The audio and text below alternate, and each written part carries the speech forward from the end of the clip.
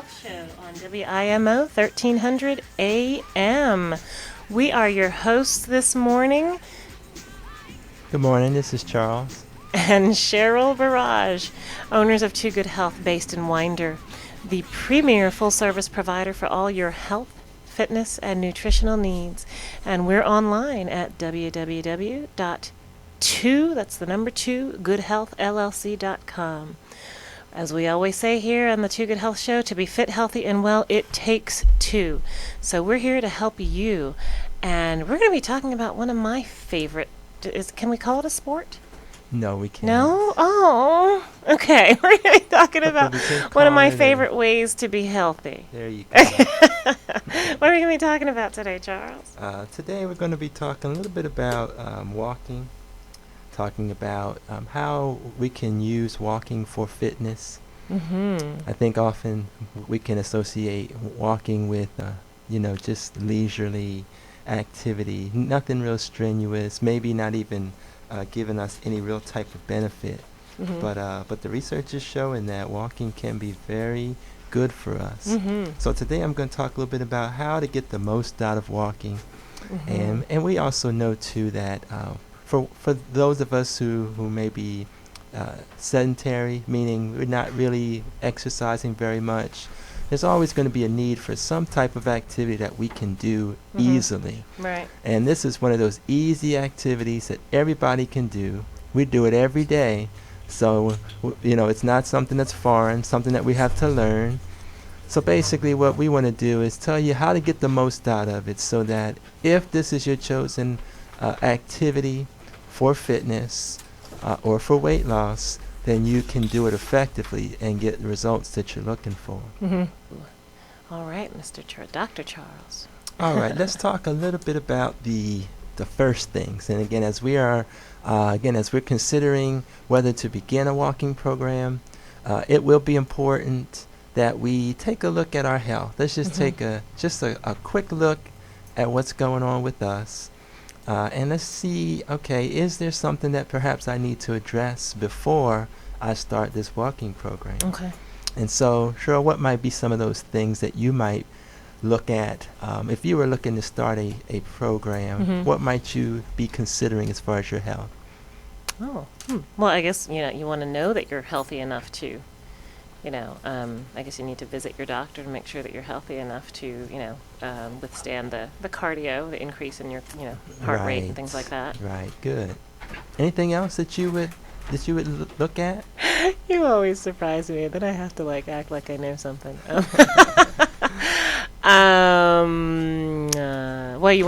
I guess you want to make sure that you don't have any, illnesses or anything that needs to be cared for in a specific way, like whether it's blood pressure or cholesterol or anything like that. Right. So as we're starting our walking program or any type of program, it's always good to see what types of family history we may have that may potentially play a role in our ability to exercise or walk without any incidents.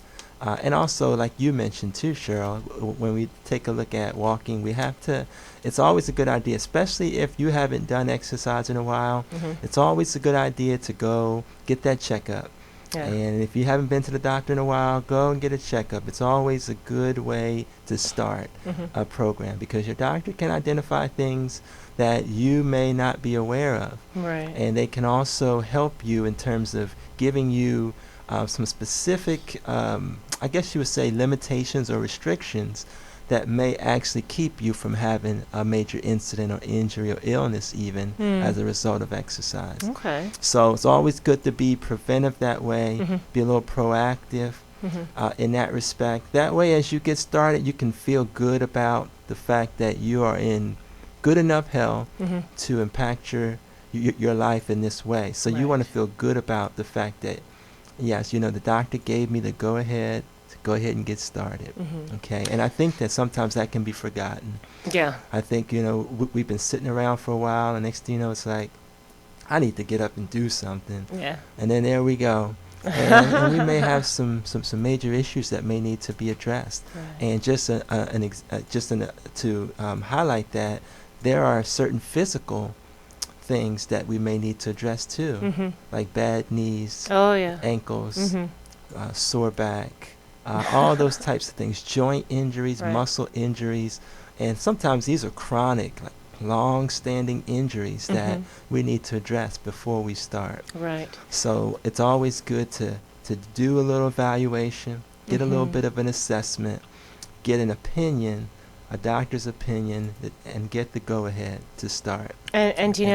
you know, if someone has, ankle, knee, back problems, more than likely I think it would be rare that they would hear, you can't walk. If anything, walking can help with those a lot, just like with, arthritis. Sometimes Yes, the good. pain is so much you think, Mhm. I can't possibly work out. But when you get to, that walk or that light workout, you get the blood flowing into the muscles and the Yeah, joints, that's and you good. actually feel Mhm. better. So it's not that, walking may not be for you if you have some of those problems, but just that your doctor may, again, just specify, okay, well, you don't want to get above this heart rate, or you don't want to, go too fast, or you want to use the treadmill instead of walking outside. So he might just give you some help, kind of, how to modify things. But it's rare that anyone can't walk. Yeah, and that's a very good point you make, Cheryl, because and you're exactly right. And there will be folks who may be pregnant, folks with high blood pressure, Yeah.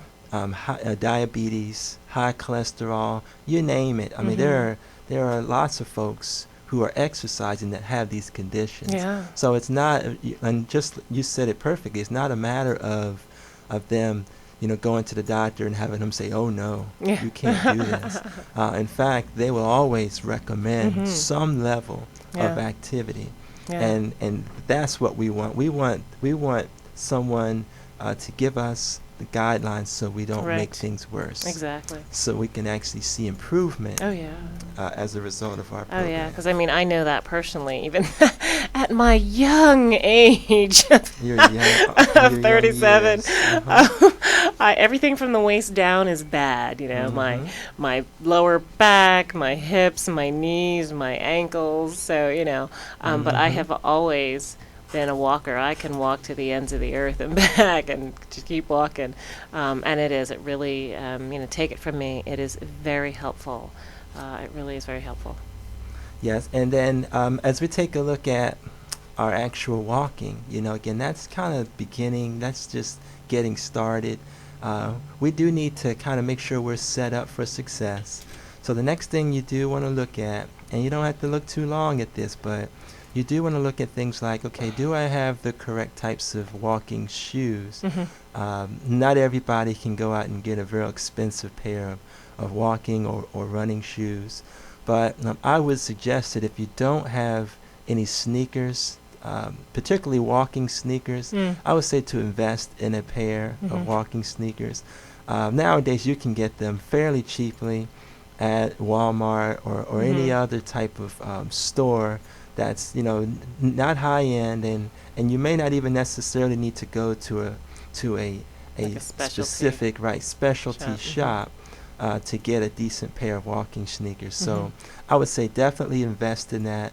The thing that you don't want to do is you don't want to increase your risk of lower leg injuries by not having the right shoes for your foot.